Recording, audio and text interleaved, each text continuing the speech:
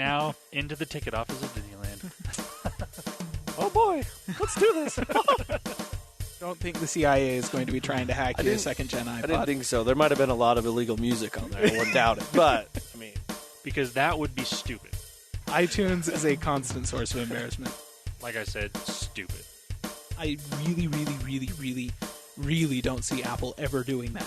I am Nadella. Well, I can't do it anymore without laughing. I was going to do the whole thing. Welcome, everyone, to the Calling All Platforms podcast. My name is Wes. Of course, I will be your host. And to the left of me, I've got Landon. Hello. And to my awesome right, I have Spen Love, Howdy. also known as Caleb, or whatever you want to call him. Names. I've heard names for you. George. Names. George. Yeah, George, is that where we're going? I don't know. Maybe. I guess you've been called worse. I'll try to... That's true. You have been That's called true. worse. But we're here to talk. We're here to talk all things tech correctly. So I better not be the host anymore if I do that. And we're going to talk about all things this week in tech. And unless anyone else has got something they maybe ordered or wanted to talk about, I ordered RAM finally. how'd that turn out? eBay. Did you That's how it turned out. Is this Turned the out server? eBay. The server No, RAM? I got actual desktop RAM this time. Yay! Frickin' just eBay. Tell you what, now is not a good time to be shopping for DDR3 RAM. Tell you, or DDR4 because it's really expensive to buy brand new. Just Like, how much do you need, honestly? Schnikes. How much do I need? Yeah, how much RAM? 16 gigs would be awesome. I have 8 currently. You have 8? Yeah, so I'm doubling it. That's what my PC actually has, is 16 right now. Yep. And 16 is a good amount of RAM to have. I don't is. think I need more than that, especially not with the processor that I have, because, it's like a Haswell generation processor. So Don't I need to need update any the more. rest of that before I decide that I need 32 gigs of RAM, which is always hilarious to me because, I watch stuff like Linus Tech Tips and that kind of thing on YouTube, and it is the funniest thing when they're just like, we're testing out like the best budget graphics cards you can get your hands on, and we're going to be doing it with a 7900K and 64 gigs of RAM on this like $150 motherboard that has like NVMe RAID support. And I'm just like, guys, if you're testing budget graphics cards, why don't you test it on a budget test bench? Yeah, no kidding. For the love, slap kind of a lower end non-overclockable i5 in there with 16 gigs of RAM and give me an idea of what my system would actually work. Maybe that's what you do. Send in your system. Be like, here, build this, put this RAM in it, and then let me see the video. That would be nice. That would be cool. Maybe you could start something. Be like, here, you guys apparently have money. It's like, I appreciate that you are willing to test budget gaming cards and budget processors and stuff like that. And I hear you with the whole, we want to remove the bottlenecks from the system so that we're testing just the processor. But when you're talking budget stuff, you're not really testing just the processor. Right. You kind of want to give people a sense of what the whole system is going to be like. So put it in a budget system. It's all like, this processor is great if you pair it with a 1080 Ti. How does it compare when you pair it with like a 1050 Ti? Like, give me an idea of what the lower end looks like on this. Anyways, I would do it differently if I was them. Understandable. I mean, you'd want to have it in a budget system, obviously. Yeah. I mean, that being said, if I had a shelf full of GTX 1080 Ti's, I'd also want to pull out a 1080 Ti and slap it into every computer that I owned. So yeah, why not? Whatever. Dude, I want one. Like, seriously, a shelf. A shelf of 1080 Ti. Anyways, moving on. Crazy. Anywho, let's go ahead and let's talk some tech, shall we? Well, I think I'm going to start us off. We're going to talk, because there's not very much, so let's be honest. Start us off. Microsoft, they are working on a Photos companion app for Android and iOS. Oh. We talked about that Microsoft's doing a lot more for other platforms than itself. That's true. And this is one cool thing. What this does is it will allow you, so if you have this companion app for your photos, you can use it, and you have it on your Windows 10 PC and on your iPhone or Android device, you can actually, over the network, wirelessly or wired, connect it, and you can transfer photos back and forth. Nice. That's the big deal. Yeah. That. So cool. I don't know. I'm It's a Windows 10 version of that of Apple one. Photos. Yeah. Is it Photos? It's Google just called Photos. Photos and Google Photos. Yeah. I thought there was or a different it's just one. a dedicated. Isn't it like version. AirDrop or something? Oh, AirDrop. Yeah, that's local network file transfer. I think that's what this is. I don't know if it does the OneDrive or the cloud. Yeah, it wasn't specifying. Right. But Well, so Apple has like a specific version for photos called PhotoStream that allows you to sync photos from one device to another. It's different than AirDrop. AirDrop is for all files, like everything. Gotcha. PhotoStream is just for photos, so it's probably more similar to PhotoStream, where it doesn't necessarily. It's not like a cloud storage solution the way Google Photos is. Mm-hmm. It's more of just transfers photos from one device to the other, kind of thing. Gotcha. Yeah. Okay, I thought this was kind of cool. I mean, for the people that don't use that and are still like Microsoft enthusiasts from the phone that went to another platform, here you go. Yeah. Or you get- even if, you just happen to have an iPhone and not a Mac, which is like, 99% Yeah. of people that own iPhones. So, and you want to back up your photos to your desktop, which like totally do that. Like Mhm. definitely always do that. One of the best things I've always been able to do when I'm going to get a new phone or get my phone worked on or anything at a carrier, and they're just like, is it okay if I erase this? I can always just say, yep, all my photos are backed up. All of my data is backed up. I can restore from anywhere. There's like almost never a time when you can erase my phone and actually like cause me to lose data. Yep. Yeah. So Well, there's an option it's here nice. for you. If you just have a Windows PC, then you can get your photos off your phone Yep. easily. Nice photo companion app for you. So, and it also did confirm about being wireless too. So you don't have to That's good. USB it to it. You're like, oh, I'm just going to do it to that device. Boom. There you go. So, kind of cool. Yeah. Next thing in news I thought was really interesting, and this isn't just for Windows Phone users. I thought this would be fun for people that inherit a Windows Phone that aren't on there but want to tinker with it. So there's a major update to the Windows Phone internals tool, which unlocks all Lumia phones. Oh.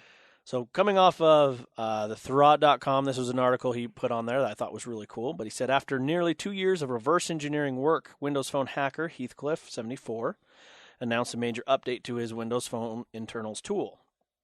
Basically, it opens a new unofficial channel for continued device and operating system support. That is, enthusiasts that come to continue to using the Lumia devices and install the latest Windows updates put together by the community, or enable previously locked out features previously sold to mobile operators as exclusives. Oh. So it's basically like jailbreaking a Windows phone. Basically. That's pretty cool. And then it talks about it on here, continuing with the article, it talks about, he says, second, it bootstraps the future reverse engineering work on Microsoft's upcoming Windows Core OS work. So So are you going to do this? I think it'd be really fun because, as we talked previously to you guys earlier, I ordered a new phone. I ordered that Alcatel for me and my wife, and then I have this extra one, this Lumia I've got here. So you could play around with the Lumia. Yeah, I can mess with it. Yeah. Very nice. Well, see, and that's cool too because it kind of like it's the one thing in the mobile space that I have always kind of been a little upset about is that, if you have a desktop computer, a laptop, anything on the x86 processor architecture, you can go and you can have Windows. You can, it's a Mac, you can get Mac OS. Yep. That's great. Those are really solid operating systems and they're going to serve your needs well. You can also get Linux distributions like Ubuntu and that kind of thing that are also really solid operating systems that'll serve your needs well, that are a little bit more open, allow more customization if you are tech savvy. Mm-hmm. But then you can also go and you can get crazy Linux installations that do bizarre and strange things to your computer. And it's fun. Like, it's fun to have that option and to be able to play around with that kind of thing. And we don't really have that in the mobile space right now. It almost sounds like this is going to turn, it's going to basically make your Windows device like, we now have like community versions of Windows that you can install on this thing. And is this going to turn into the Linux kind of developer space where you can get operating systems on your phone that do strange and wonderful things? It might. I hope so. I think it'd be fun. I've never had that option, even for PCs. Like technically, I probably could if I wanted to, with a PC or two that I have, but nothing to this extent to where it's a pretty decent phone that I can just be like, oh yeah, let me plug this Yeah. in or this or mess with it. And so Yeah. never had that option. So I'm like, this would be fun. We were promised that with Ubuntu Mobile, but then that just like totally died. And Yeah. I was upset about that. That one lasted, I think, even less time than the Fire phone. I was going to say, did it even technically last? Like, were there There actually was phones a phone. released? There was Okay. one phone. It was not available in the U.S., I don't believe. Bummer. And it Yeah. was like a sub $200 phone. Yeah. That was. I mean, yeah. but that was the whole point. It was like crazy Yeah, customization and super cheap because the operating system is open source. Like, Yeah. Yeah. It would be so dope. I would be totally down with that. So But, yeah, I thought it was cool Never and happened. that it's all Lumia. So I was like, Yeah. hey, I got one that I'm gonna. yeah. And I mean, that makes sense because like Lumia's probably used pretty similar hardware from one generation to the next. And so Probably. it's a lot easier to support in the software. So, So that's pretty cool. yeah, Especially since you can get used Lumias for like Pretty dirt cheap. cheap. now. Yeah. yeah. So I thought it was cool, and that, like I said, if there's people out there that wanted to use a Windows phone or just tinker with it, there you go. It's mess with it. So those were the kind of the two things I wanted to bring out to the table and talk about, and so I thought they were interesting. Everything else is just kind of Sweet. more, obviously, people messing with the Steam VR. Also, that's integrated with the Windows Mixed Reality, which has been great. A lot of people are loving it to get that Steam's catalog with it because people are trying out. I think Doom VR hit, I think, today, or Oh yeah. was it last week? Yeah, it's coming soon. If It's isn't either out today or already, last. I can't remember. But that hit, and so people love that. Plus, you got a bunch of others. Why can't I think of any of them off the top of my head? Anyway, a bunch of other Steam. Yeah. I mean, it's on there. So anything VR. So people are loving that. I've just heard nothing but great reviews. The X has sold great. Games are great. I mean, people are getting their installs. I haven't heard anything bad on the new Fall Creators Update, which I just got on mine. We had talked about, but I haven't been able to play much with it. I mean, It didn't kill the Bluetooth on my gaming PC this time, so that was good. yeah. It's been working fine on my laptop So far. I did. I told you guys I did have one thing where my mouse didn't register, or it just wasn't Right, on. But I yeah. just unplugged the USB and then plugged it back in, turned right on. So I was like, okay, maybe it just. That's weird. Yeah. It just failed to load the USB Yeah. device or something like that.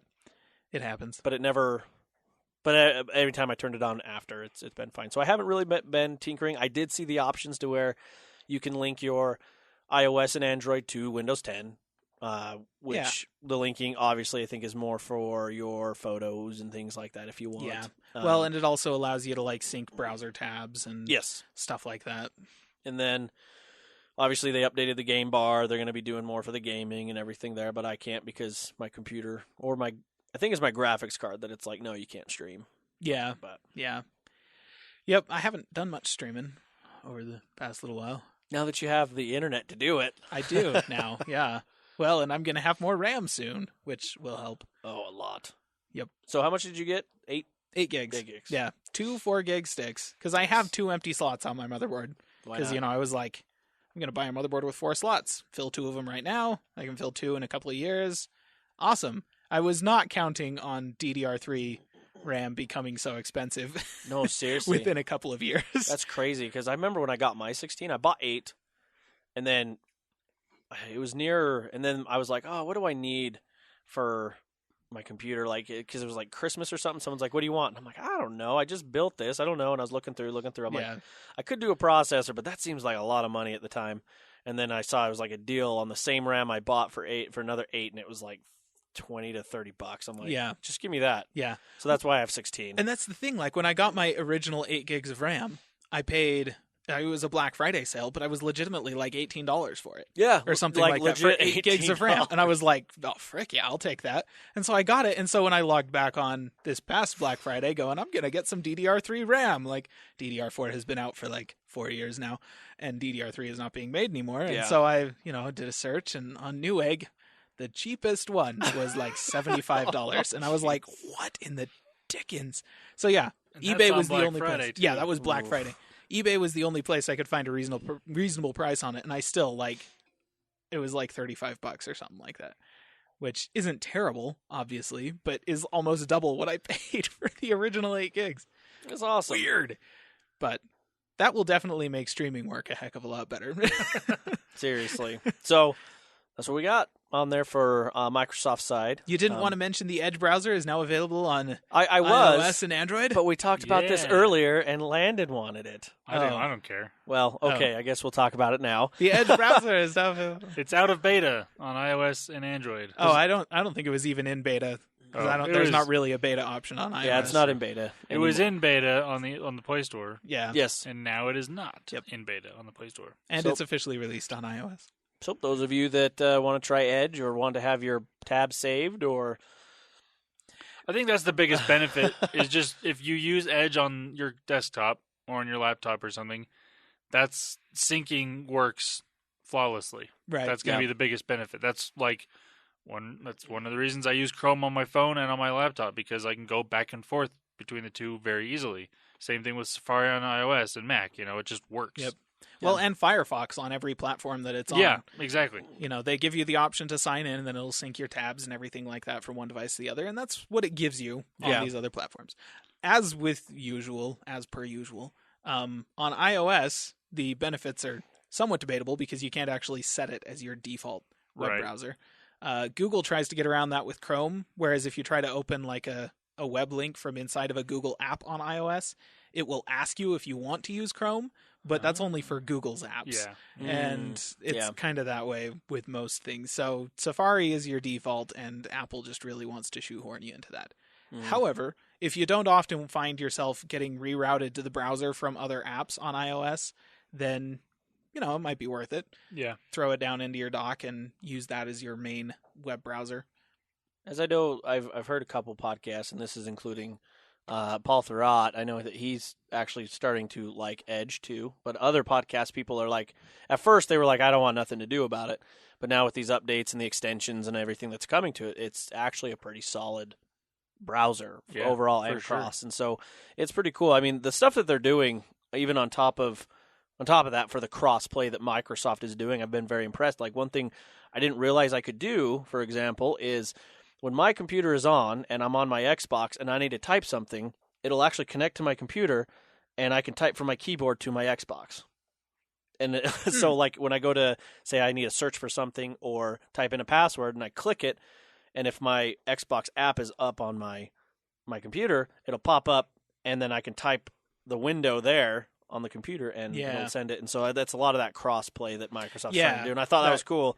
Cross-platform integration stuff. Yeah, and so that's basically what Edge is doing, and obviously it is more through Cortana is what they were talking about with Edge on there, because they're trying to integrate the Cortana app with everything. But that's the main thing that on there. But it's definitely, I've been using it since obviously day one. I use it on my Windows phone, because that they basically replaced Internet Explorer with Edge. They're like, here, this is way better, and it is. So it's a low bar, unfortunately. Well, it's doing pretty well now. I enjoy it. I use it all the time, and for everything I need.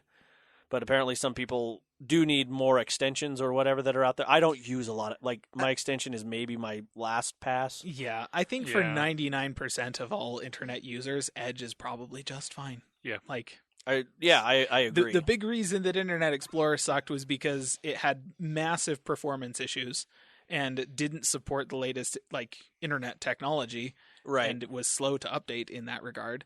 And also was just kind an old of platform. Was kind of a piece of bloatware. Like, it always gave you this list of default websites, and it always oh, you're starting up Internet Explorer. We're going to take you to MSN.com, even though you don't want to go to MSN.com. No matter what you said is your homepage, we're just going to open a second tab, put your homepage in one, and MSN.com in the other one. It's it's for you. Freaking Internet Explorer. It was just such a user antagonistic experience. Edge is not like that at all. No. I mean, Edge is just a normal browser now. My 5-minute review of Edge for the phone is basically, it's kind of like Firefox for the phone after Firefox's most recent update. Looks nice, quick, smooth. It's not distinctive. It's not yes, I am the greatest browser, but that's kind of what browsers should be like, browsers that call attention to themselves are obnoxious. Yes. That's just how browsers used to be, Edge, 10 years ago. Edge does that, though. When I open Google Chrome, it's like, hey. Okay, it's a little fast. Did you know this will save your battery life? I'm like, it's plugged in. Don't even worry about it. This is a desktop computer, and I don't have a battery. No, it still does that. It's pretty funny. Another thing I wanted to mention about Edge on the phone is on iOS and Android, it uses either platforms Yes. like I don't want to say API, but basically like an API for Chrome or Safari, depending on the platform, it's to better run on those devices. Yes, it does. It actually uses the phone's. Well, I can't remember what they call it. It's just the default internet rendering engine. Yeah, Instead of introducing its own rendering engine. Yes. So which is really cool. So it works with your phone. Yeah. Just way better. So better than it did before. Yes. Yes. Which, incidentally, is like what Firefox has been doing the whole time. And if anyone has ever used Opera Mobile or Opera Mini, stop that. Stop that. Just use literally anything else. I've never. Okay, that's not true. Okay, I'm sure you can actually find some mobile browsers that are much worse than Opera. But it's like, if you haven't heard of the use Edge browser, instead. don't use it. Yeah. that's a good Key good point. advice. There you go. That's good advice from the person over here who has tried all of them. Like legit, Don't. I have a tab on my computer that has like 16 browsers in it. Oh my gosh! Are you And- kidding me? No, I'm not at all. What else is there? Oh, dude. Okay, that's a rabbit hole. It just keeps spiraling. Really? And spiraling. and- Okay, oh, yeah. give me a couple names. Honestly, I want to know. Like, iCab is actually a fairly popular one.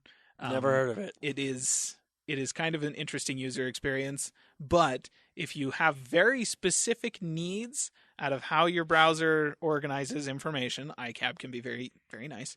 Some of the older ones that kind of got me interested in like alternative browsers and stuff were like Rockmelt and Flock.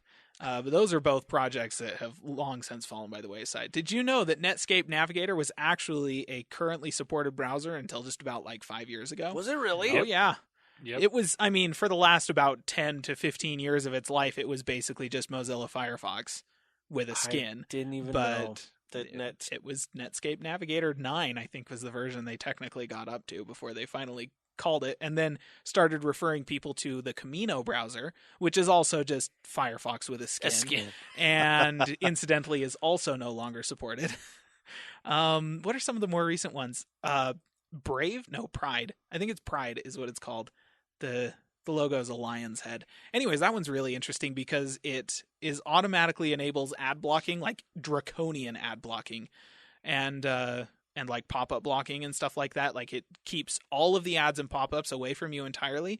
But in order to still support the websites that you go to, content creators can actually sign up with them for their ads to get placed on the website, so that the ads are more tailored, they're more tightly controlled, they're going to prevent ads from like getting in your way and that kind of thing, while still having ads there and still getting money to content creators. Or you can pay a monthly subscription to get rid of all ads entirely, and every time you visit a website, the browser just basically pays the content, like the people who own the website just pays them a little bit of money. And interesting. like it's just an interesting way to try and get rid of all of these ads and pop-ups and stuff like that, and make your browsing experience a little bit nicer. I think the thing I really hate about ads or Google and how they do it is I'll purchase something and then they try and sell it to me again. Follows you. And The again, wor- and the- again. And I'm Amazon's like, I've ads are I got was it. gonna say Amazon is the worst culprit of Yes. that. Oh yeah, Okay. by far. Maybe that's who I was talking about, not Google. I'm sorry, Google. But you probably do the same Google thing. does it too. And I'm just Google like, will no, track your web yeah. traffic I and then bought this. yeah. But Amazon is the worst because Amazon, it's all like you go to Amazon.com, you do a couple of searches, you look for things, you compare a few things, you buy a thing, and then you see those things, like those exact search results in all of your ads everywhere on the internet for like a week. And Yep. it's just like, I already bought one. Yeah, like You why? should know that. Yeah, I did it you on your legitimately website. should know this. Come You know on. everything else. Yeah, seriously. It's like, why are you advertising me something Oh. I have already purchased? They want If I you to buy didn't another actually purchase it, then I can see you trying to throw ads at me for it. But I bought the dang thing. Oh, dude. You know that. I did it through your website. Like, come on, Oh. Amazon. Anyways, Yeah. but yeah, there's so many alternative browsers out there that you have no idea. So, again, to the main point, if you haven't heard of it, just Probably don't use it. Yeah. Edge, even if the ones that we Firefox, just talked about, Chrome, even though you've heard these, Safari. don't use it. use those. Yes. Those are your four. Opera is okay on the desktop. I wouldn't recommend it on mobile devices. But if it's not one of those 5 web browsers, probably stay just away. don't. Yeah. And just so everyone knows, Edge is actually a decent browser. Yes. Yeah. And Yes. that for Yep. like we said, for the normal, just average user, honestly, it's probably going to be the best one for you. And until you get to wanting extensions, like with Chrome, Right. or I think that's the main reason, isn't it? That other people would I want. think that probably one of the main things that will keep people coming back to Chrome, Firefox to a lesser extent, mostly Chrome, is that it's got the Google integration, and they've already signed into it at some point in the past. Back when Yeah. Internet that's Explorer was the true. only option on Windows, they signed into Chrome. Now it's got all their bookmarks, it's got all their favorites, it's got all that stuff. And now Which Edge it's- can do. You can sign into Edge. it can. You just have to go through the importation process from Chrome and then make sure that everything got imported correctly. And that can be kind of a crapshoot with browser Yes. imports and stuff like that. So I can see why people wouldn't want to do that. But the thing is, if you didn't never do that, if you were never a big, into like any other browser and you get a new Windows PC and you're all like, should I go download Chrome or Firefox? You don't really need to. No. You just As give Edge someone- a try, like it's there. Well, as someone that, for me, for instance, I mean, I yes, like I said, I've used Chrome, I've used Firefox, but I always just used Edge, and Edge is right now my main browser that has all my info, bookmarks, things like that, and I Yeah. sign into it, and I'm like, it has it, and it works great for me. So Yep. I haven't had. I think the only thing that sometimes annoys me is it's like, hey, you need to have full Adobe Flash for this site, which most of them do, but I'm like, this is Edge. This should what? And then what it should tell you is, hey, do you want us to allow this Right. to play? Not you need to go download Would it. you like to Yeah. activate Flash on this website? Because there was times I'm like, I'm gonna go download. I click download. I'm like, I swear, but okay, I'll click it. It goes and downloads it, installs it again. I'm like, okay, and then I go back to the site. It's like, hey, you need to install this again. I'm like, I just did. And then I look, and it's the one thing they need to just pop up or something. It says like, hey, do you want this website to use Flash? Like Yeah. that was annoying because I'm like, I just installed. But 'Cause- it was annoying. Because on Safari, like if you have Flash installed Yeah. and it pops up and the Flash video will be blocked and it will say, you need to install Adobe Flash on the video. Yeah. And Safari will also pop down a little thing from the top of the browser window saying, we've detected Flash on this website. Would you Yeah. like to allow allow it. it? And then That's you can that's click how yes or Chrome no. works now Yeah. too. Yeah. Well, this happened when I got the new File Creators update. Mm. When I went to a site, it's actually my work site to check my schedule. And Ooh. yeah, and I'm like, I have this. And before, it never had this problem. It actually would tell me that it popped down, but I had to. There's a notification tab in there in Oh. Edge that's always been there, but now it never just dropped down for me. Right. So I'm like, this is installed. Like, I'm gonna what? But then I found it, and I'm like, oh, okay, yeah, allow and but Right. yeah. So Yeah. just See, so you know. what you need to do is go to your work and tell them update your website. Yeah. Please stop using Flash. No, it's actually a really well known. They're gonna have to in a couple years, anyways. Yep. Because Adobe's gonna stop supporting. Well, Flash. it's apparently a lot of companies use this.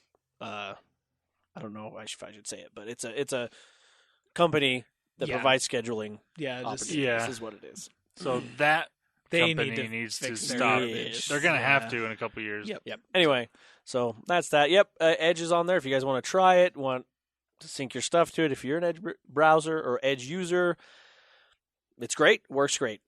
So Yes. Cool. glad we announced that. Now we're gonna move on to some Google because we got a lot of Google news. Maybe a whopping three Not things. a lot. We 4. got a few. All right, let's hear it. Okay. This is actually iPhone news. Google related. What? Well, that was pretty much what mine was. It was Microsoft helping iPhone and Android and not Yes, itself. That's true. generally how all the Microsoft news is Gosh, nowadays. dang it. Boy, unfortunately. I'm sure glad I'm on this calling all platforms. Microsoft is calling all platforms. I mean, Except I don't know itself. That's true. Good point. I like that. It really is. See? Microsoft's on the bandwagon. Just not their own. Yeah. We know this sucks. We're going to hop over here. Anyways, so I've talked about Google Opinion Rewards multiple Yes. times on the podcast, and I say if you are on Android and you don't have this app, you're doing it wrong. Because what it does is Hey, it gives just in you- case we have new listeners and they haven't, what is it? That's what I was just getting to that. Okay, I just want to make sure. Pay attention, Wes. I'm trying to be a good host here. Well, you're failing. You know what? Host rules, I'm going to mute let's- you. uh. Okay. Tell us, Landon, Anyway. what is Google Opinion Rewards? What it does is it'll send you little surveys upward. Like the most questions it has is 10, as most I've ever gotten. Generally, it's closer to like 2 or 5, between 2 and 5. And depending on what the survey is and who it's from, you can get anywhere from 0 credit, or most of the time 10 cents, upwards to $1.50 or $2 sometimes I've gotten in the past. And on Android, it gives you Google Play Store credit. So with that, you can buy anything on the Play Store, like apps or games or music, movies, books, all that stuff. And I have taken advantage of this. Over the years, I've gotten upwards of almost $100 of credit so far. I don't have that currently because I've spent it, obviously. Well, yeah, it's pretty awesome. As you should. Yes. But it's really nice. And I found out recently that it is available on iPhone. Yes. And not only does it give you credit, but it gives you PayPal credit that you can use Yes. on anything, Yes. which is amazing. It really is. I'm quite happy about it. Yeah. And I mean, by anything, we mean anything. If your PayPal account is linked to your bank account, you can just send the money to your bank account. And Yeah. it's just like cash money. Spend it anywhere. Yeah. Like, holy crap. Awesome. So I've made 10 cents so far. Yeah. Just by signing in. Pretty much, Pretty yeah. much. Hey, that could be tax for something. For an app. Yeah. Yep. So far. Yep. Anyway. But yeah, I just wanted to let that be known that Google Opinion Rewards is on iOS and you get legit money, not just credit to the Play Store. It's actually PayPal, which is cool. And Yeah. why not sit down and do a couple of reviews? Like 90% of all of my interactions on the internet are paid for via PayPal. Loot boxes. I pay for loot boxes in Overwatch with PayPal. Like, Here you go. frickin' loot boxes here. And This just is so you gonna know, buy if you're you on loot a, boxes. not only that, if you're on, like, for example, for me, I have my PayPal associated with any of my Microsoft purchases, Yeah, so I could use that. exactly. PayPal's So- everywhere. So yeah, it's Awesome. everywhere. Even Sony, I know that they can do that. Mhm. A lot of places. So So now, if you have an iOS or Android device and you don't have this app, you're doing it wrong. I'm sorry, yes, but not really. Go download this app Do right it. now. Yes. Anyways, it's good. yeah. Next bit of news. Google has released the security notes for what's going to be coming in the December security update, which will be released as of this recording tomorrow, which is December 5th, for Pixel and Nexus phones. So just be on the lookout for that. Should be coming soon. If you have a Google Pixelbook or a Samsung Chromebook Plus or Pro, right now Google is doing a promotion where you can get 6 months of Netflix for free. Nice. Now, this is the base $12 a month Netflix. If you have the higher end, you get 6 months of the $12, so like 60 some odd dollars credit towards your higher tier. That's Do they pretty cool. not have a standard definition tier of Netflix anymore? It's the $12 base. That's standard definition? Because I'm pretty sure that's what I'm paying for, and I get HD. Well, I have. I the, think I have that the is their- $12. I But I don't- think the upgraded is like for more people to stream. Well, that- right. This is their base price, two streams at a time. Yeah, two $12 streams. a month. $12. Yeah. Yeah. So I think- a couple of years ago, they had an SD. So Right, I a standard don't know if they definition do with anymore. just one screen at a time. So I guess, I mean, they I think it's they, entirely I think possible they still canceled do. that, and I I just think They wasn't paying might. attention. I don't know. But that's what this is for. It's Yeah, 6 it's- months of their $12 a month good deal. streaming, two streaming at a time Yeah. deal. And like I said, if you have the higher end one, you get the credit towards that. So it doesn't Right. completely cover it, but covers a good chunk of I it. mean, yeah. So then you're paying like $3 a month for your 4 screens of 4K streaming from Netflix, which is pretty good. Pretty much. So like I said, if you have the Pixelbook, the Chromebook Plus, or the Chromebook Pro, then you can get this offer, and it is good until December 31st. So if you have it, or if you are looking to buy one, here's a little more incentive to go and buy one, because it'll work for if you don't already have it. That's awesome. just up until December 31st. So there you go. The last little thing I wanted to talk about before I have a little gaming thing, Should we wait? but we'll Gaming? get to that in a minute. Oh, okay. But the last little thing I do want to talk about is OnePlus has released a Star Wars edition of the 5T, Oh, and it is beautiful. man. Like, beautiful. I want one really bad. OnePlus has actually done some pretty cool things with the way their phones look. It's true. They've done. I think the 3T has a red version that was a special edition, and like they've done little things like this in the past, but this one is just really It looks cool. awesome. It's That's a sweet. white. It's got a white back and a black front. The little "Do Not Disturb" slider button on the side is red. The other buttons are black. It comes with.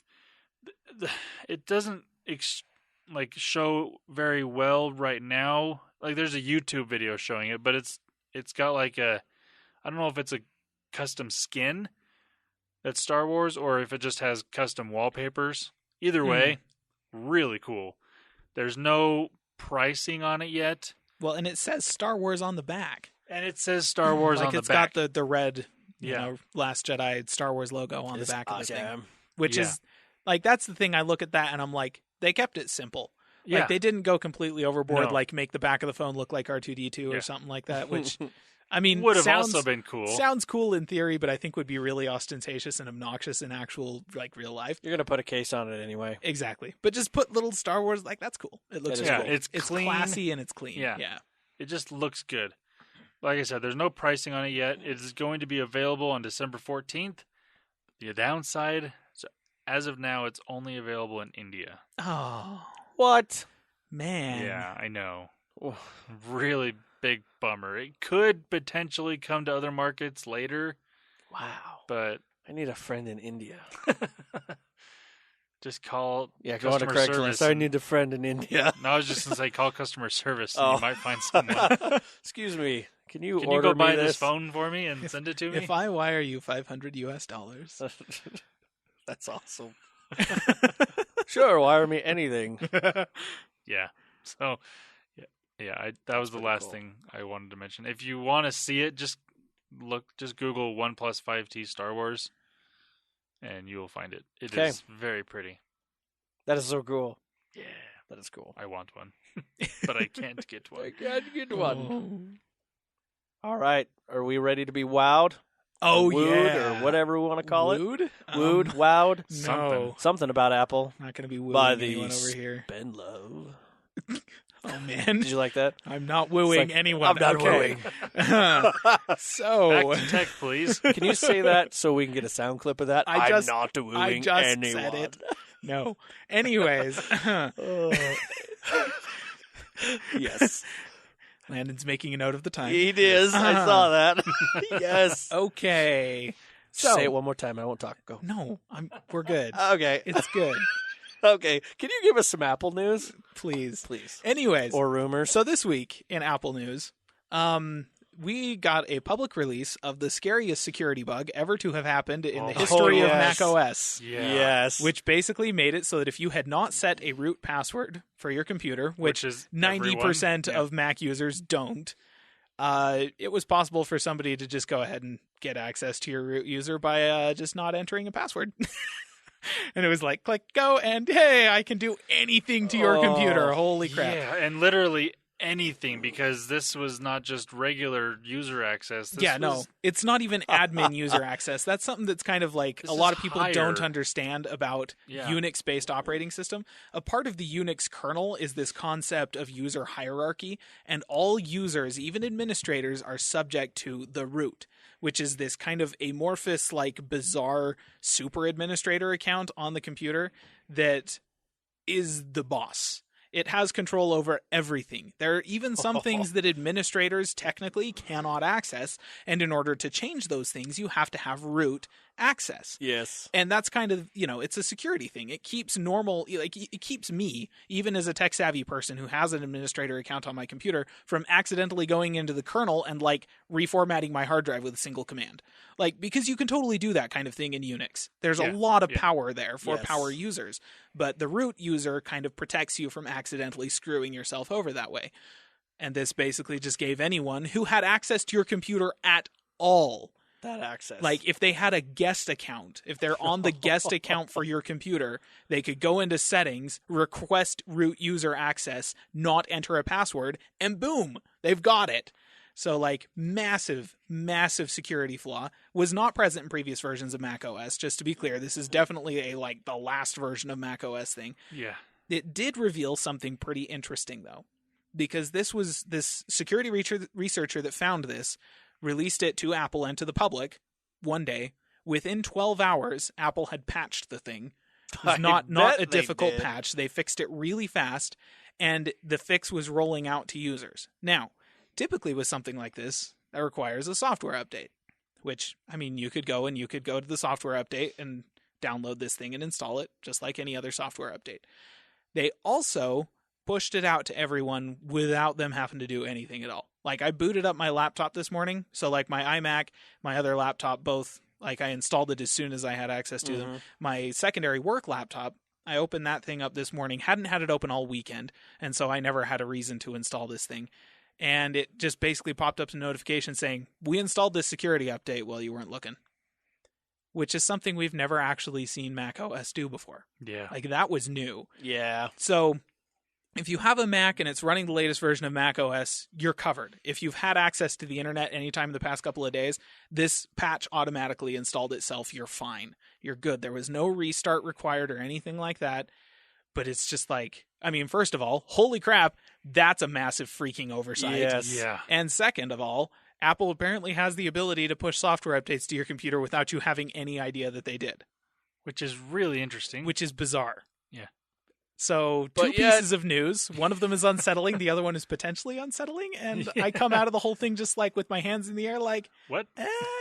Well, I thought about this over the past week that it has been known about. And it's there's all these little things. It's what's going on at Apple? I don't know if it's just all coincidentally happening all at the same time that so many weird bugs in iOS and this weird bug in macOS is like I said, I don't know if it's just coincidence or if it's just people. I don't know what is going on. It's just weird. It's because something like this has never happened with Apple. Not to this extent, all within a month of each other, you know? And that's kind of the thing, is that if it wasn't for the fact that we've also been seeing so many strange bugs in iOS, I wouldn't necessarily think that it's endemic of any problem. Yeah.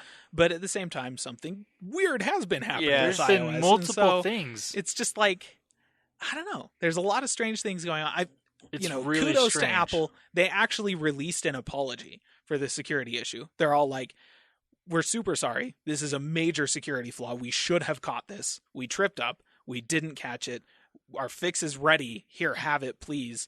Don't screw as yourself. fast as they could, they got it out there. But there's no actual nobody actually was affected by this because thankfully it was caught by a white hat security researcher instead of a black hat. Yeah, and so it went public. I still am kind of annoyed with the way he went about announcing it on Twitter instead of going to Apple. There are, ways to communicate with them about these things. From what I understand, he actually did go through the official communication channels to submit the issue to Apple because he wanted to collect a bounty on it. And I imagine this one's probably worth a pretty substantial bounty. And, so I'm sure he did that as well. But then it was if he didn't do Twitter at the same time as that, he did it within an hour.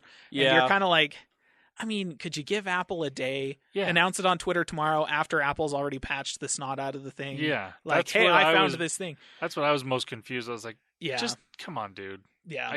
I'm glad that you let everyone know about it, but let everyone know after the fact. Kind of with the crack thing that was going on. Yes. He let everyone, all these companies know about it a month before he let the public know about it. And so by the time it was announced, pretty much everybody had a patch in place for it. Yeah.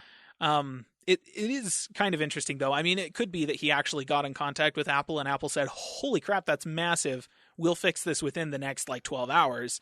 And he was like, oh, okay, that's not a big deal. Probably nothing bad can happen during that time. Yeah. And he also did tell everyone what the workaround to protect yourself in the meantime was, which was basically just go set a password on your root user account. If you do that, then you're covered. Yeah.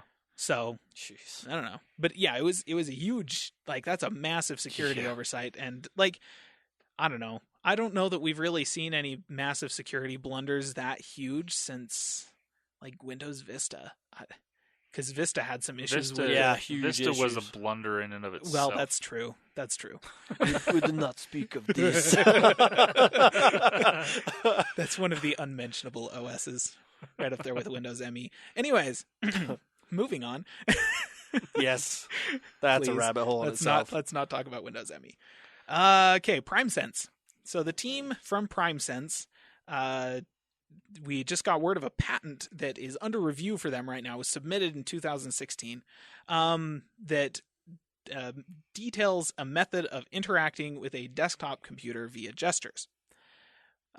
Which, okay. So background on PrimeSense, these are the folks that designed the original Xbox Kinect. Mm-hmm. And who were purchased by Apple in 2013 after designing the Xbox Kinect, and who now their technology is in the iPhone X with Face ID.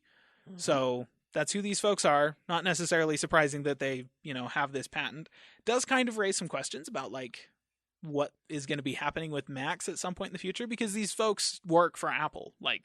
It's the PrimeSense team that detailed the patent, but these guys are now Apple employees. So we've kind of speculated a little bit in previous weeks on the podcast about the possibility of Face ID coming to Macs, starting with the iMac Pro possibly. And so, maybe in addition to using it to unlock the PC, also gesture controls, maybe. So patent's under review. It was submitted in 2016. It wouldn't be surprising if it got granted by the time that WWDC rolls around in June, meaning that we could be seeing something like this in the next version of Mac OS, assuming that the Macs that have the appropriate hardware have been released by then. So Gotcha. We'll see. Could also be 5 years from now that we'll ever see anything happen, if anything happens at all. If we see anything, yeah. Yeah. Because there's so many patents that Apple has that we will never see anything of it. Yes.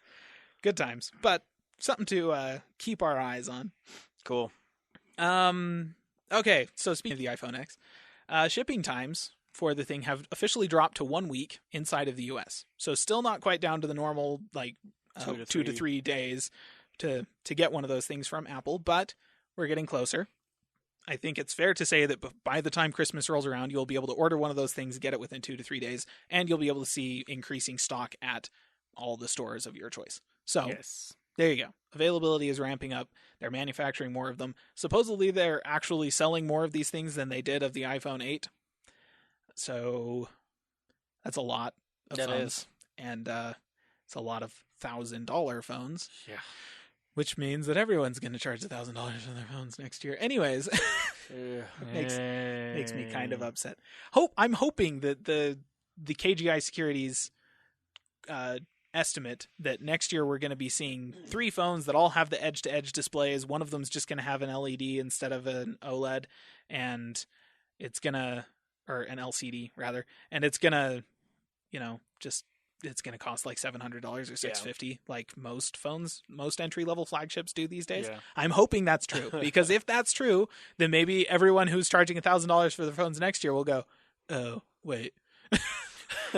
Maybe we shouldn't have done that. Maybe not. So hopefully, I'm hoping, cross fingers. Yeah. Okay, so speaking of rumors for iOS devices next year, I'm not doing very well with the segues this time. So Apple is rumored to be releasing / dropping the price of the 9.7-inch iPad sometime this spring. So last year, the 9.7-inch iPad, which is the 2017 iPad, does not have a moniker associated with it, but it was basically the iPad Air 3, was released last year, and then the price, or was released end of the year before, end of 2016. Yes, end of 2016, and then early this year, the price was dropped to $329. So there's a rumored either a new version of that iPad or just that same one with the price dropped even more down to $259, which is, I mean, by far the cheapest that any iPad has ever been offered. And we're now looking at in the realms of like decent Android tablets, like decent spec Android tablets cost that much. And so, you know, that's going to light a fire under some of the Android tablet makers to like maybe make your user experience not garbage. Otherwise, the iPad is going to eat your lunch. Like, I'm hoping it's going to light a fire under it and just burn it to the ground. Oh, jeez. it's possible. It's The possible. problem is not necessarily the manufacturers; it's the developers. They're not optimizing their apps for Android. Yep. On tablets. Yeah. Yep. Which I am fine with, because if you want a good, quote unquote, good Android tablet, buy a Chromebook with a touchscreen. Yeah, that's probably true. Let's just support that platform instead. Yes, please. So yeah, iPads, obviously the prices are dropping pretty darn quick. I mean, hopefully this will include a corresponding drop in price of the entry-level iPad Pros, which would be good. And so I'm kind of feeling like it's getting to the point where if you want the iOS user experience, you don't necessarily need to be constantly connected to it. Maybe just buy yourself a really cheap Android phone and an entry-level iPad and just use those two together. Like, costs a heck of a lot less than buying a full-fledged iPad Pro, and you still get a good iOS user experience. It's great for content consumption, like watching movies in bed and stuff like that. It is the best. So, yeah, it's an interesting thought. It's interesting. Okay, back to hilarious bugs. The latest version of iOS has fixed the autocorrect bug. The autocorrecting to capital I period space capital T. Yes. So that's iOS 11.2. It also added a bunch of new features beyond just fixing that bug. The 7.5 watt fast wireless charging is now supported in iOS, which we were talking about Samsung's Puck charger. The fast charging on that thing now. You can now use that. Your iPhone will fast charge off of that. Apple Pay Cash, which was announced back at WWDC, is also now being rolled out, which basically just allows you to send and receive money via messages. There's also a new dedicated sports section in the TV app. So if you're really big into, if you're a cord cutter, but you're really big into sports and you want kind of that cable satellite-like experience of having all of your teams like kind of congregated and monitored by your TV service in order to keep you up to date on everything that's going on, you can now get that via the TV app. And all of that considered, I'm never going to be able to think of iOS 11 as anything other than the autocorrect one. Just that's kind of like how iOS 7 was the redesigned one and iOS 3 was the App Store one. iOS 11 is autocorrect. The autocorrect one. Yes. So good times. Okay. It's the A box one. Yes. A box. Question mark. A box. A question mark box.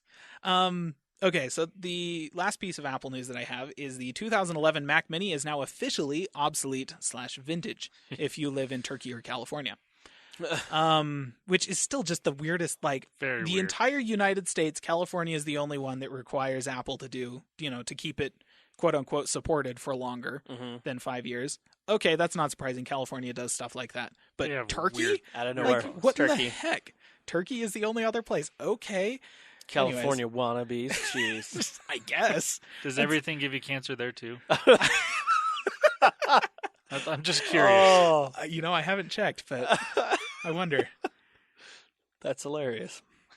Good Good one. Sorry for anybody listening to California. Or from there, or love it. Anyway.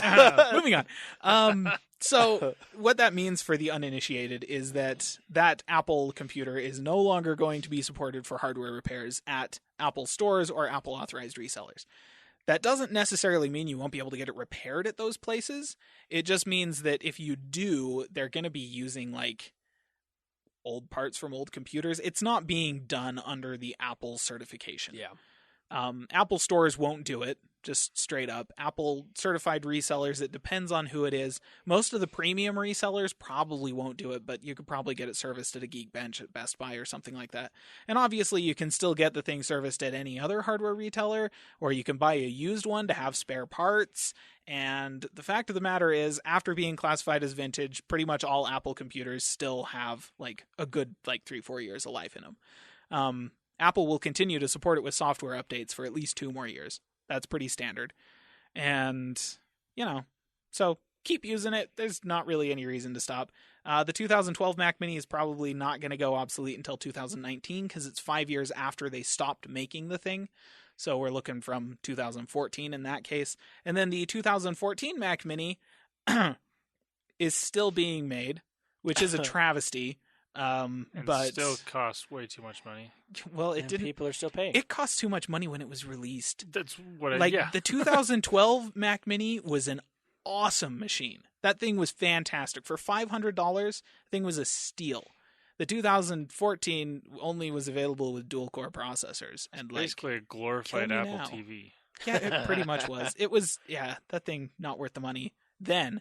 Definitely not worth it now. So yeah, don't buy a Mac Mini right now. And hopefully they're going to be updating it this next year, but who knows. So yes. And the last piece of tech news that I have, this is not Apple necessarily. In fact, this isn't Apple at all. The HDMI 2.1 specification has officially been released. Ooh. So what that means, in a nutshell, is HDMI 2.1 certified cables and devices will support 48 gigabytes per second of pass-through versus 18 in version 2.0. So, Jeez. there's a lot more bandwidth. Eat What little. does that Yes. mean for consumers? So what that means technically is native support for 8K and 10K displays. Both of those things are stupid because there are no commercially available 8K or 10K displays. It's future right proof. now. There are a few that have been announced. They haven't been released yet. There are some that you can buy for business applications, Yeah. like jumbotrons and that kind of thing. But really, if you're using a single HDMI cable on your jumbotron, then That's impressive. you've That's got other problems. Maybe a projector. I don't know. Yeah, maybe some theater projectors. Yeah. I guess I don't know. But anyways, the point is, it's future proofing. It's- Obviously, yeah. there's a lot of room to grow Yeah. inside of this HDMI specification, and that's good. That's what manufacturers were asking for because 2.0 didn't even support 4K pass through. It just didn't. Yeah. You couldn't pass 4K resolutions through an HDMI cable until now. You had to use 2 of them or get yourself a DisplayPort connector. So it will support 4K, obviously, at up to 240 hertz, which is great for all of those PC monitors that have Yeah. 240 hertz refresh rates. None of which will have this. I mean, they exist right now. You can go buy these monitors. You just have to use DisplayPort to hook them up because the DisplayPort 1.2 specification supported all this stuff 2 years ago. It's also going to support dynamic HDR, which is better than the current iteration of static HDR, which is what everything supports. So cool. That's kind of a leapfrog. DisplayPort 1.2 already supported all of this stuff. So if you have a computer or display that uses these things and that talks about using these things, don't connect to it via HDMI. HDMI just barely announced support for this. There's no silicon that supports this stuff right now. Nothing. So, use That's DisplayPort. very good to know. Yeah, but and to be fair, this stuff will be available in consumer grade stuff, probably not anytime before the next 4 years. 4 years from now, you'll be able to buy an 8K TV for a reasonable price, and then you'll be able to use the display or the HDMI 2.1 plug on it to plug into your 8K Apple TV or whatever and stream 8K content from Netflix, which will just chew through your 1 terabyte cap on Comcast in 2 minutes. And Yes, freaking it will. hopefully net neutrality doesn't go out the window, otherwise we are all going to be kind of screwed at that point. But that's at least 4 years off, so Yeah. we'll see. We'll see. But at least HDMI isn't lagging behind the times quite so bad anymore. Yay. So that's all of Finally. the tech news Yes. that I had. Well, thank you for all the tech news. let's get into. I think it'd be fun to do each one of our spotlights. Let's start with Landon because Yes. he has one. Yes, we are now. We've had the indie game spotlight for a while. Mm-hmm. Now we're gonna have a mobile game spotlight because that's my version of gaming. It is his. Yay. And actually, I do have a spotlight that's both for Windows PC and Windows Phone. Well, we don't care. Yeah. Well, I figured Windows PC. Oh, yeah, that's true. That's why I said it. So, anyway. Sorry, and Wes. I just when have I to give you announce crap. mine, I actually want to see if you guys have it on yours, so on your mobile devices. Okay, I just like giving you crap, just so you know.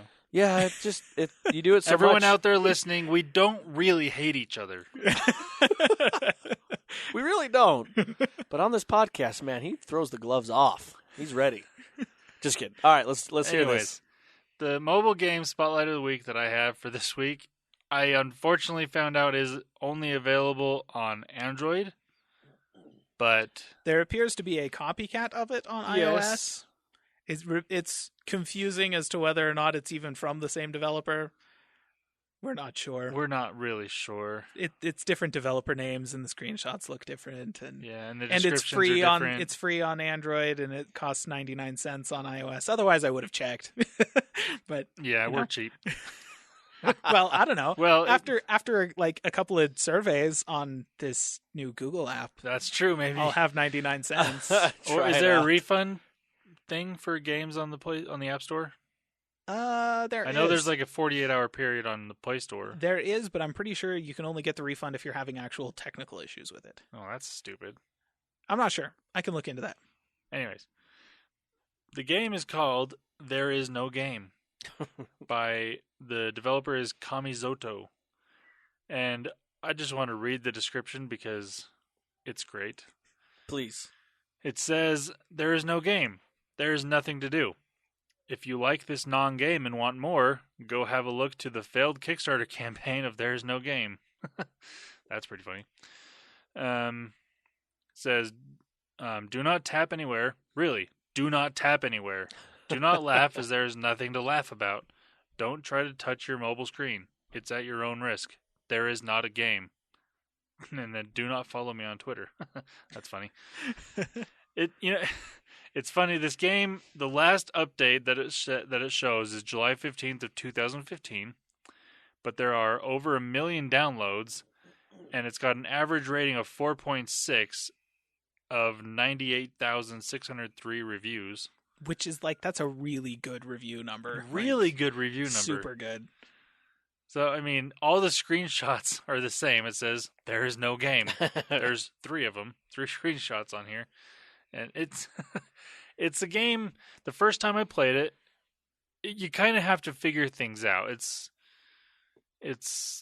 interesting. It kind of gives you hints as to what it wants you to do, but you really need to just try and figure things out. And there's parts of the game that when you can't do anything, in the top corner it says wait. And then once that goes away, you can start doing stuff and try to figure out what you need to do. But it's got everything from a version of brick breaker, basically, like a little pong ball going around, you break the bricks, Mm-hmm. to you have to unlock a goat from a cage and steal the key for that cage from a squirrel, and all sorts of weird stuff. All the while, it's got this random, like, robotic type voice in the background telling you how this is not a game and you really shouldn't be doing this. Some sort of weird Monty Python thing. It's really entertaining. The first time I played it, it took me about 15 to 20 minutes of gameplay total. So, I mean, it's not a lot of game, and it's not really something you're just going to want to go and kill time with.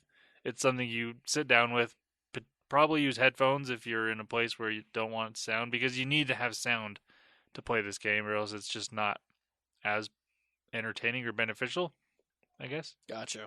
But yeah, so if you're on Android, crap, I already forgot what it's called because there is no game. Yeah. So I'll put a link That's in the awesome. show notes. But yeah, it's entertaining enough that definitely download it and play it a couple times. That is awesome. You know, I do actually have an Android phone, so There you go. I had to grab it. just to mess with it. It's free. I'm just, you know, it sounds like the kind of like meta game that I'm totally into. It's It's like yeah, a short game that is just kind of like goofy and has a sense of humor. I'm all about exactly. that. That's exactly what this is. It's entertaining. It's fun. It's not a game. That's cool. So there you go. That's the mobile game spotlight of the week. Okay. Move on to mine, and I want to see if you guys actually have this in your mobile stores.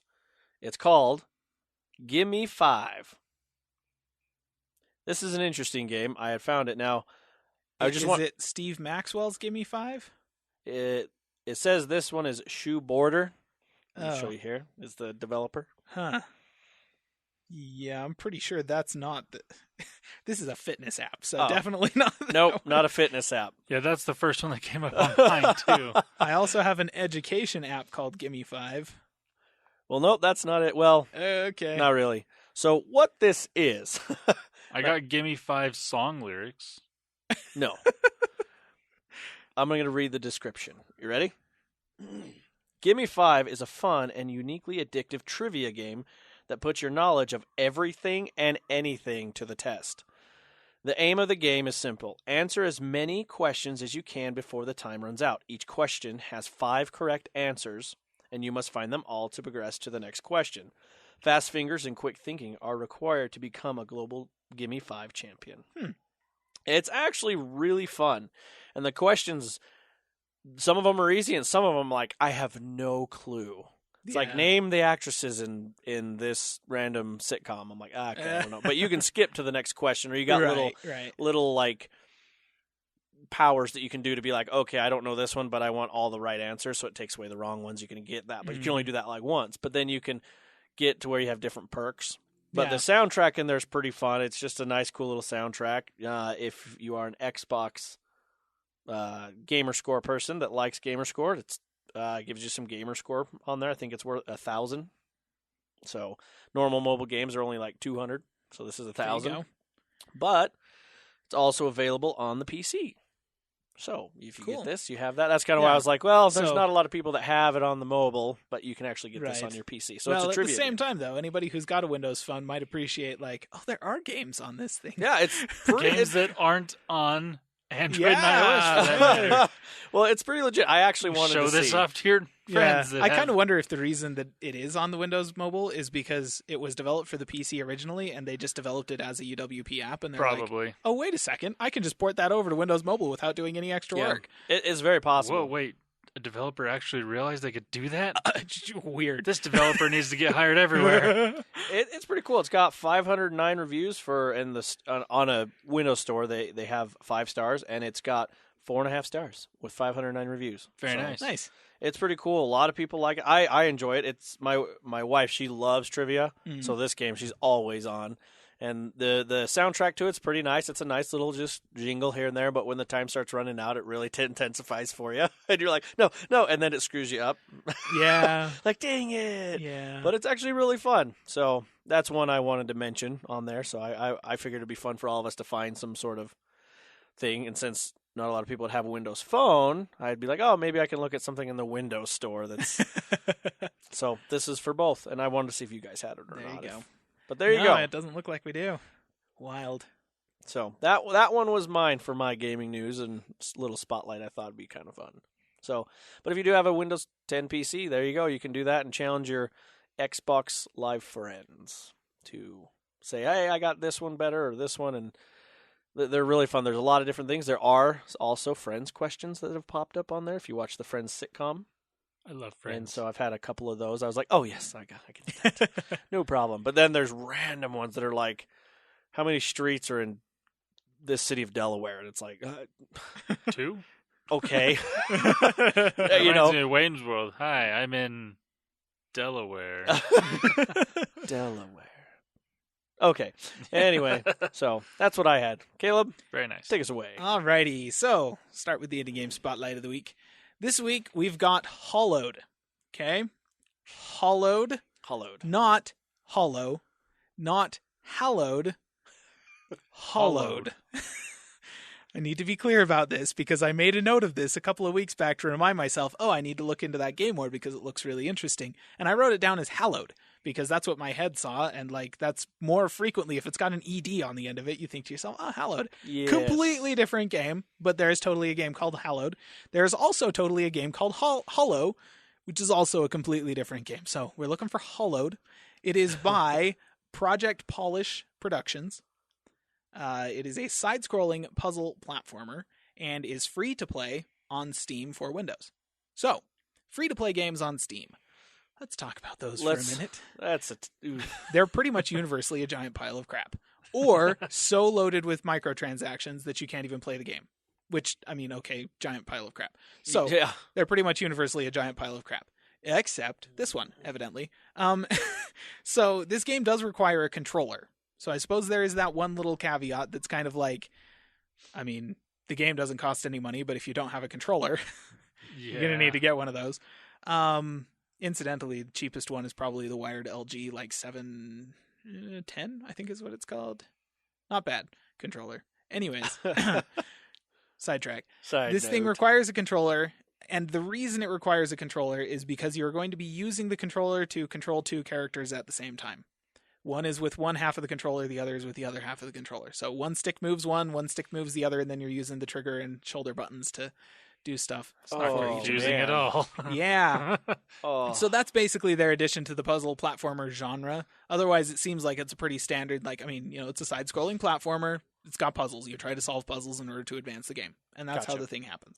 So that's basically all the gameplay that there is. There's not like a ton of additional gameplay, just like this weird, like, okay, there's two characters, have fun with that. Though it does look really interesting, but given my personal abilities, it would probably be a nightmare to try and play, which is why I haven't actually tried to play it yet. But I mean, seriously, it's free. I really should have, and I will. But there's a lot of emphasis on the story in this game, which the way they describe it makes it sound a little bit kind of like Hellblade in terms of the story itself being focused on your main character is going into the afterlife to try and rescue a loved one's soul and bring them back to the land of the living. And it's kind of more about this person dealing with grief than it is anything else. So the reviews on Steam pretty much universally love the game. Like, everyone thought it was fantastic. There's a few people that are like, this game is really short. And I'm like, it was a free indie game on Steam, and your complaint is that it's short? Like, freak, dude. There are those people. Chill. They just can't be pleased. No. Yeah. And anybody who mentions the story or kind of the emotional impact of the game, they just gush over it. They think it's fantastic. They compare it to a lot of stuff like Journey or Brothers: A Tale of Two Sons, Limbo, games like that are very much about the story and the experience of the story as opposed to any magnificent new gameplay. And the music actually also has very favorable reviews. People like the music. And yeah, it's free. You're probably wondering why I haven't played it, why I didn't play it this past weekend when I instead spent like 8 hours in Overwatch or something like that.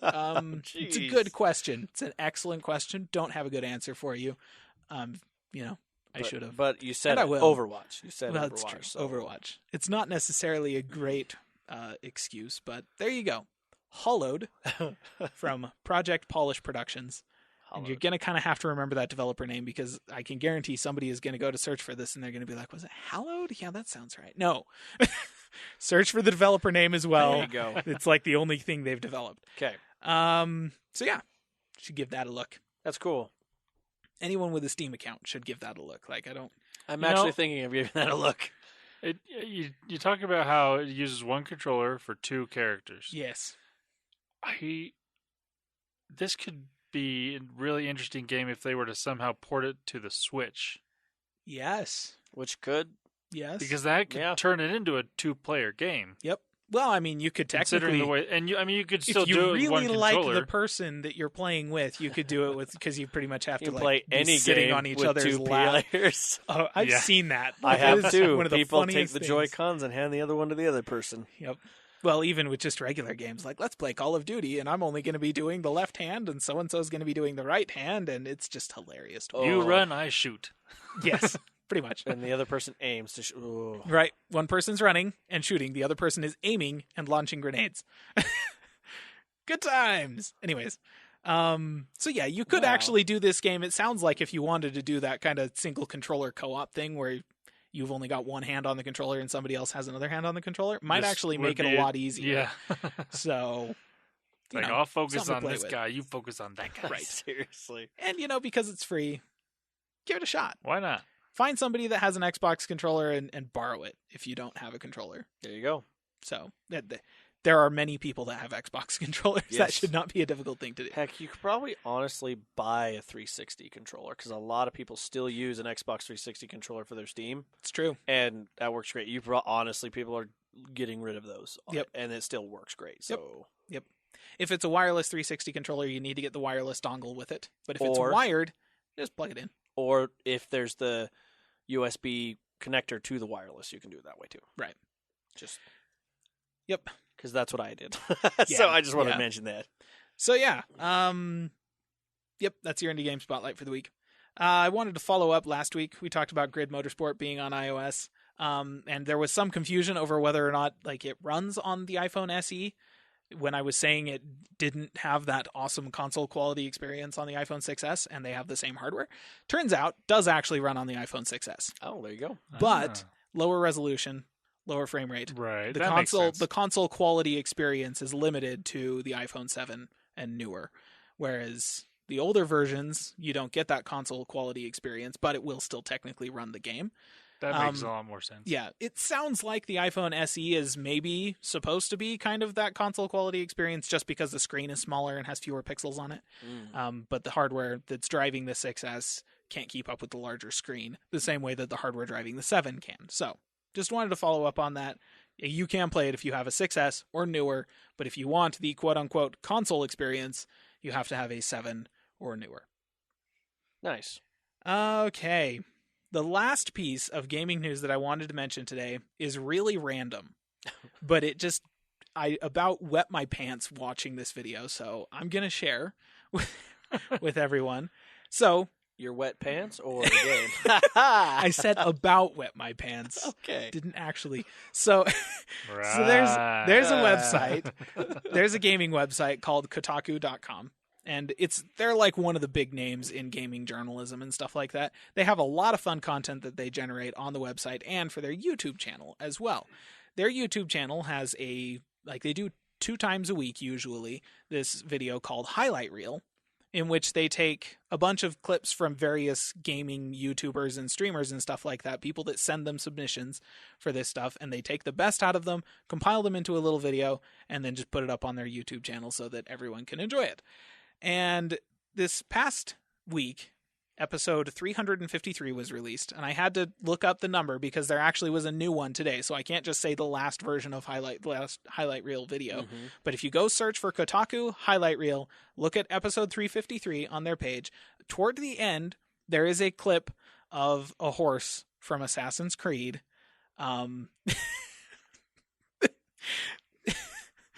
That has is the most amazing bug I think I have ever seen in a modern AAA title.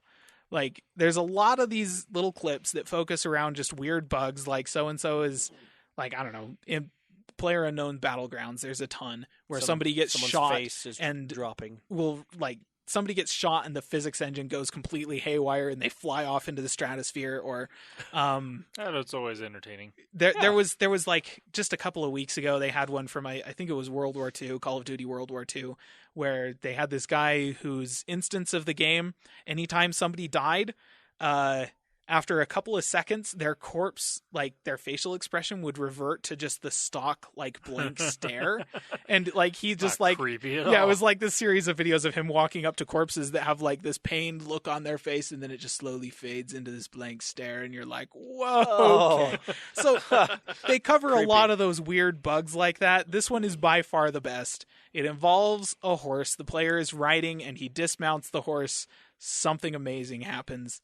You should go look at it just because, you want this in your life, I promise. You want this in your life. So that's Highlight Reel from Kotaku, episode 353. Enjoy. Okay. I'm going to look this up right now during the podcast. No, just kidding. That's all the gaming news that I had. So I am finished. Good. Very nice. Good. Well, guys, I think that's all of everything we have for this week. All right. All right. Well, thank you everybody for listening. And do we want to mention something about Spotify? Yeah, I'll go for that. So if you haven't already heard, Spotify has been doing podcasts lately. They've been very selective on the podcasts they are letting into the platform, but as of this past week, they have partnered with Libsyn, a hosting company, which we use as our podcast host, and they are making it so pretty much anybody that's hosted on Libsyn can have their podcast on Spotify. So we will be on Spotify relatively soon.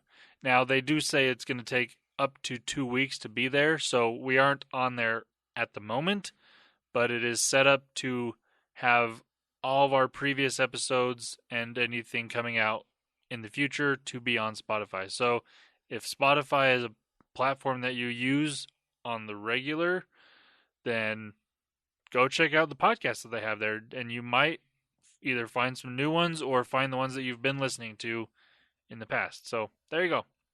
Awesome. All right. Well, we're going to go ahead and sign off, everybody. Thank you for listening. Have a good one. Bye-bye. See ya.